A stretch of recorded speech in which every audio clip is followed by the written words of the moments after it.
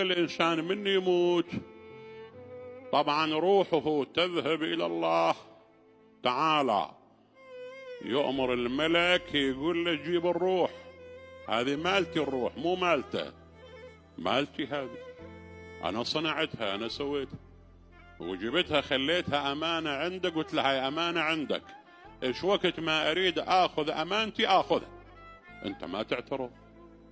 لذلك احنا عندنا بعض الكلمات يطلقوها بعض الناس البسطاء هي محرمة شرعا. مثلا لما يموت أبوه أخوه ابن إلهي ليش موتك هسه ما لقيت غيره بش إله، هاي كلمات محرمة. إلهي لو مخليه كان أفضل، هاي كلمات محرمة. ليش؟ لأن الأفضل مو أنت تعرف أنت منو، أنت منو حتى تعرف. الأفضل يعرفه الله تبارك وتعالى، هو يعرف الأفضل. زين.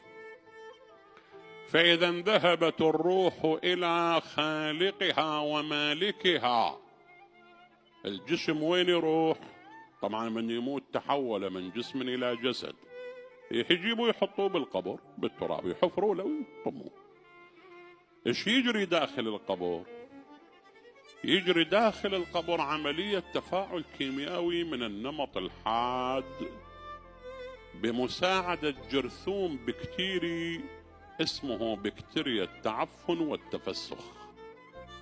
هاي البكتيريا هم الله جابها نعمة، هم خلقها نعمة. تعرف ليش؟ تقول لي ليش نعمة هذه؟ لأنها تأكل جسم الإنسان، جسم ما تخليه، ما يعني ورا فترة تجي تحفر ما تلقاه. زين، شلون نعمة؟ نعمة لأن الأجساد إذا بقيت كما هي في القبور لامتلأت الأرض منذ زمن بعيد بأجساد الموتى. قد ماتت بشر، مليارات المليارات.